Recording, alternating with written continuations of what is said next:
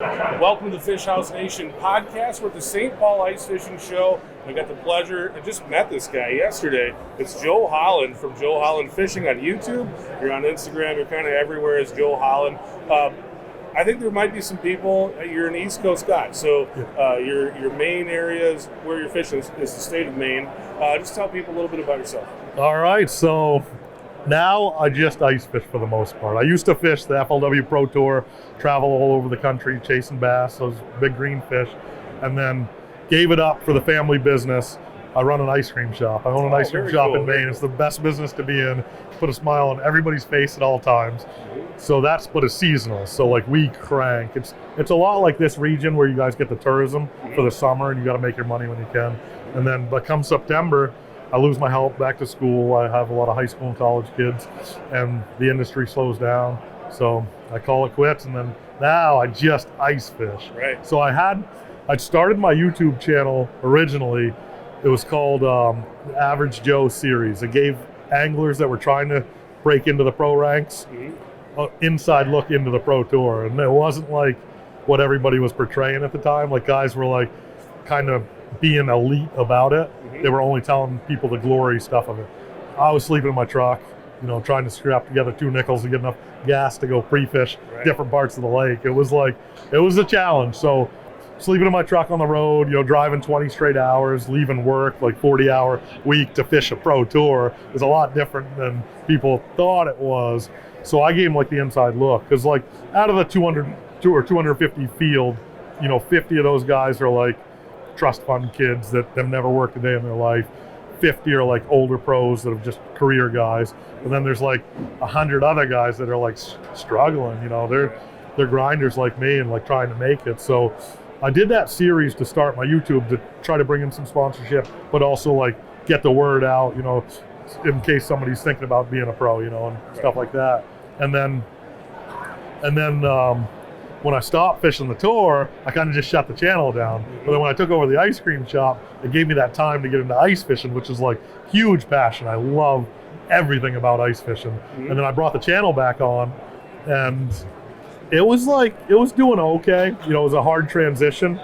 And I was doing like a lot of like YouTube gimmicky stuff, and like I was trying to stay in what YouTube said to be in the algorithm, like 5 to 10 minute videos, nothing more. And like you gotta have like all this crazy content and stuff like that. Wasn't working for me. So I was like, all right, I'm gonna shoot what I want to shoot. It's like crazy different than what YouTube was saying. And I started going ice camping and fishing. So I'd go out and stay like 5-10 days on the water.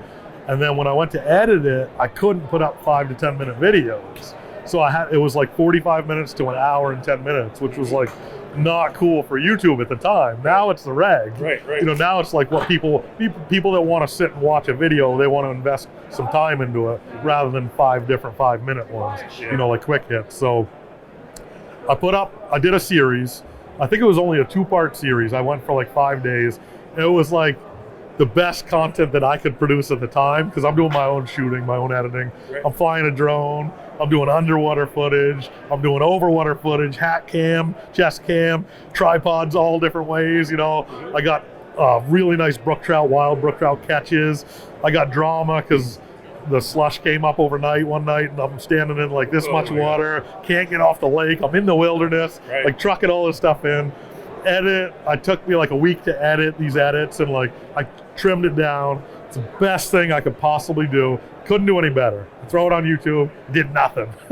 It did nothing at all, and I was like, all right, I guess I'm not gonna have a YouTube channel. Well, the trouble was I put it up like the end of March, so like ice fishing gets killed on YouTube. Like there's no way you can get any traction, even if it's an incredible video. Right. So I put it up, and I'm like, that's all I got. I'm just not gonna have a YouTube channel. I'm just gonna keep doing the things I like without sharing it. I love to share it though. And then come next October, the Canadians picked it up because they were like getting jacked up for their season. So like the 2 videos I put up on that trip went from like 1,000 views to like 100,000 views, and the algorithm just went like that. The chart went like that. So I was like, well, that's my niche, because it's what I like to do. Right. I love telling stories, and that's the way to tell a story. And I went to the long form, and it really worked out for me on my channel. Yeah. Let's talk about that. Was what I wanted to talk to you about. Sure. I think there's a million things I can talk to you about. Yeah. But ice camping. Yeah. You know, it's something that I hear a lot. You walk around this room, especially if you're hanging out around where the shelters are, that's what people are talking about. I want to go ice camping. Is this going to work for ice camping?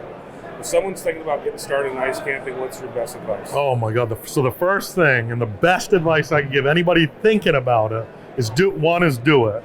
But the first thing to do is to either set up in your garage, your backyard, your front yard. I don't even care if it's your driveway, but set up and do one night.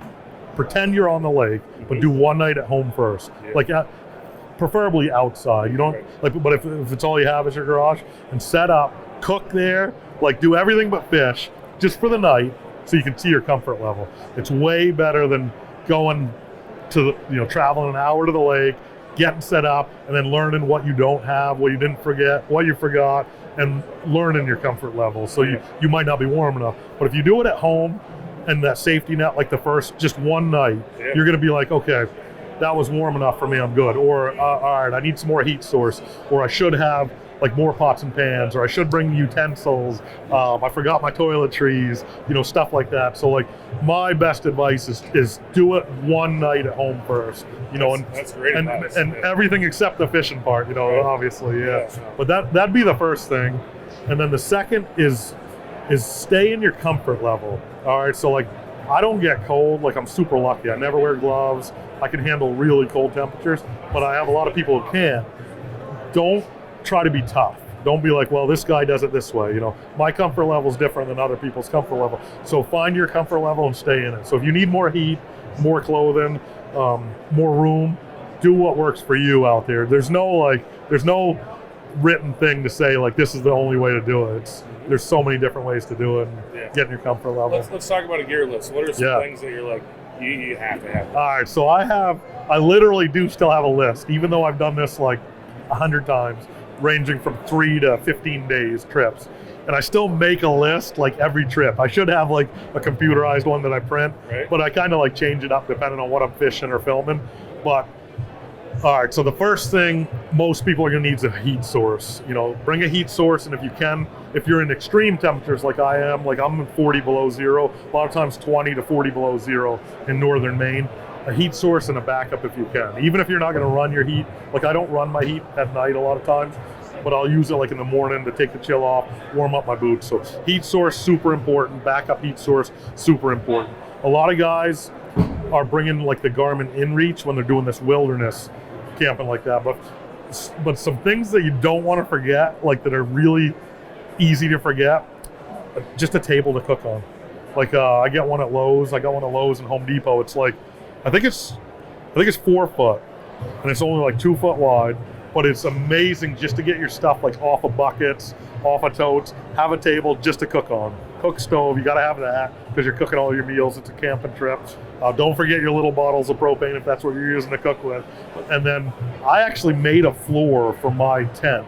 I have a pop-up tent, but my buddy and I made a wood floor because it's way better than like waking up and sticking your feet in 4 inches of water. And it actually insulates the whole place too, because you're basically sleeping on a block of ice. So the floor, then I bring a broom because I'm always in and out tracking snow in. Like something like bringing a broom, ice fishing, camping, you overlook. But like after 2 or 3 trips where I'm like, oh man, there's like puddles of water in here, or like this much snow in here, and then I sweep it off.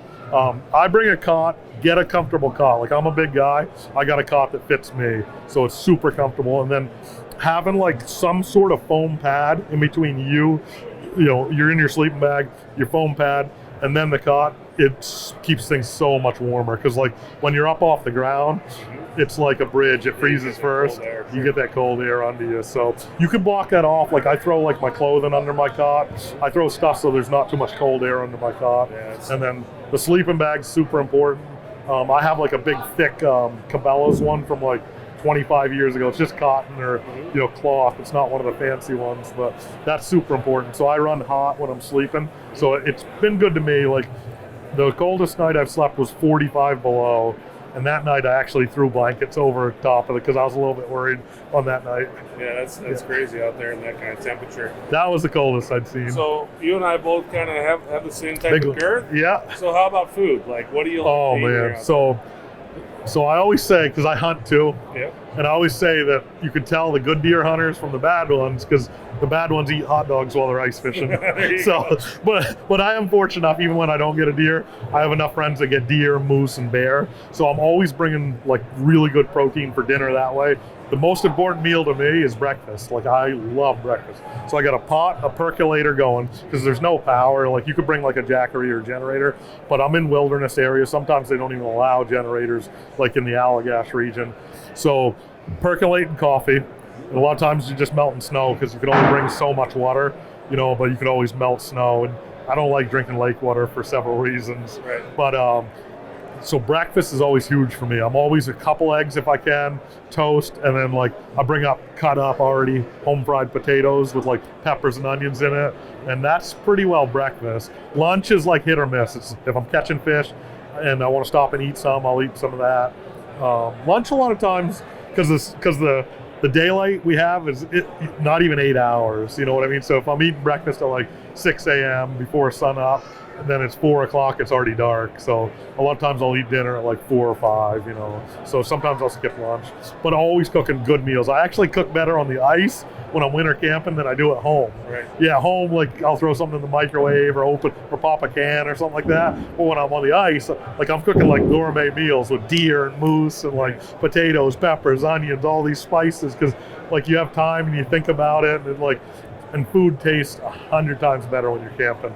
And when you're camping on the ice, double that. Yeah, there you go. Tastes even better. One of the things that I saw on your channel cooking, though, you talk about cooking all that good protein and stuff, is this donut thing you got. Oh, yeah. Tell me about these camp donuts. Yeah, so my best friend, one of my best friends, he's 80 years old, Donnie Johnston, and lives right down the road from me.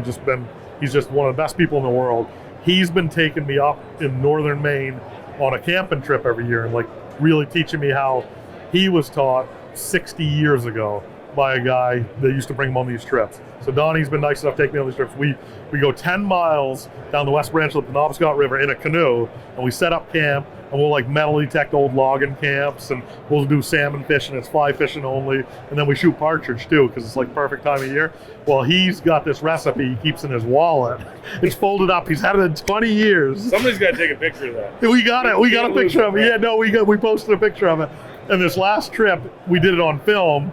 He actually made the donuts, like up there at the campsite, Camp Donuts, yeah. And they're ridiculous. And these dudes went by fly fishing, and we brought some down, and they went nuts over them. They gave us all these really nice flies as like a trade-off. Yeah. And then I got such a response on my channel, like every comment in that video, because the video just had the donuts in them. Yeah. But every comment was like, "We need that recipe. How do you guys make those? What's the story with this?" And I was getting inundated with messages and comments that we actually shot a video on just making the donuts. Yeah. And people went nuts. They were so thankful. And I probably get 4 pictures a day from people all over the US. Hey, I made Donnie donuts today. Awesome. You know, the family loved them. We did this, and it's really cool. I'll be making those on the ice. Oh, they're so good. So good. So you probably get a bunch of questions about ice skating. What do you think is kind of the biggest mistake people make? Biggest mistake would be going into it without taking the proper precautions. Like, you really have to keep your comfort level. I'll back that up, actually. The first thing is watching the weather. You know, like the weather changes a lot in the winter anyway, and weathermen aren't always right. But you don't want to be out there if it's raining. Like the tents that we have, they're not built for the rain. You got to bring a tarp for them. You got to be prepared. Like, I get cut up on my channel by a lot of comments from people saying, "Oh, you bring too much stuff out." I wouldn't lug that much stuff out. Well, I lug that stuff out in case something happens. You know, like, I'd rather be prepared. So I have an extra tarp. I have an extra heater. I have like extra cooking stuff.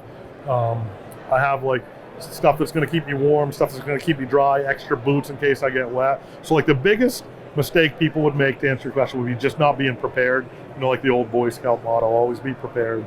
You know, and it's a lot of foresight and forethinking. You know, think ahead, think of what everything could go wrong, and plan for it. That's what I do. So like, I'm always thinking, you know, what could go wrong here? What could go wrong here? What could go wrong here? And then make a plan to defeat those, or bring the right stuff for it. You know, okay. Those would be the things. Tell me a little bit about why should people try ice skating? What do you enjoy the most? Yeah, that's a great question. So I love not going home. Like ice fishing is about, the hardest part of ice fishing is getting set up, in my opinion. is getting to the lake. Usually you're driving on terrible roads because it's wintry conditions, and it's like, it's not fun driving on terrible roads, or in the winter. So you take that out of it. Then setting up's the hardest part. And I love to just set up and then wake up the next morning and already be set up. You know what I mean? I don't even care if I'm fishing here or like 10 miles away on my snowmobile ride. So like being able to wake up and have and just be in the spot already, have all your gear ready, and be on the fish, eat breakfast, get on the fish, come back home, and you're already set up again. It's like the greatest thing ever. It takes out that driving, it takes out the risk of being on the roads, and it takes out like having to get set up. And having a snowmobile or a four-wheel or even walking keeps you mobile enough where you can fish different spots if you want. But I sleep better on the ice than I do at home because it's like so quiet and pristine, and like it's just amazing being out on the ice in the winter.